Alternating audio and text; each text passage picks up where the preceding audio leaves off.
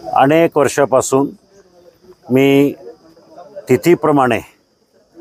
आणि तारखेप्रमाणे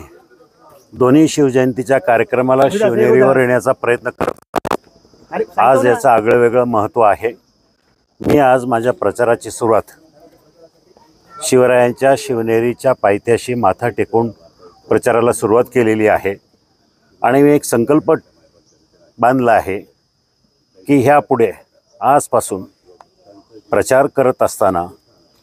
आणि निवडून आल्यानंतर आणि दरम्यानच्या काळात सुद्धा छत्रपती शिवरायांच्या साक्षीनं त्यांना स्मरण करून शपथ घेऊन सांगतो की ह्या पुढचं आयुष्य माझं निवडणुकीचं असो किंवा निवडणुकीच्या बाहेरचं असो, शेतकऱ्यांच्या प्रश्नासाठी, शेतकऱ्यांच्या शेतीमालाला भाव मिळण्यासाठी आज सगळ्यात ज्वलंत प्रश्न कांद्याचा भाव आणि हे सगळं करत असताना दुधाचा भाव, हे प्रश्न सोडवण्यासाठी मी कटिबद्ध आहे। आणि हे मी आपलं प्रामाणिकपणे सांगतोय, मी नौटंकी करत नाही। मी शेतातला माणूस आहे, ह्या मातीतला माणूस आहे, शेतकरी आहे, म्हणून मला ह्या शेतकऱ्यांच्या वेदना जास्त जवळून कळतात।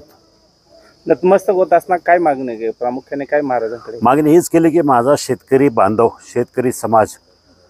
गोरगरीब शेतकरी असेल, सर्वसामान्य असेल, त्यांना जे कष्टाचे दिवस पाहावे लागतात ते पाहावे लागू नये, त्यांना न्याय मिळावा, शेतकऱ्यांच्या शेतीमालाला भाव मिळावा, हे माझं उद्दिष्ट आहे।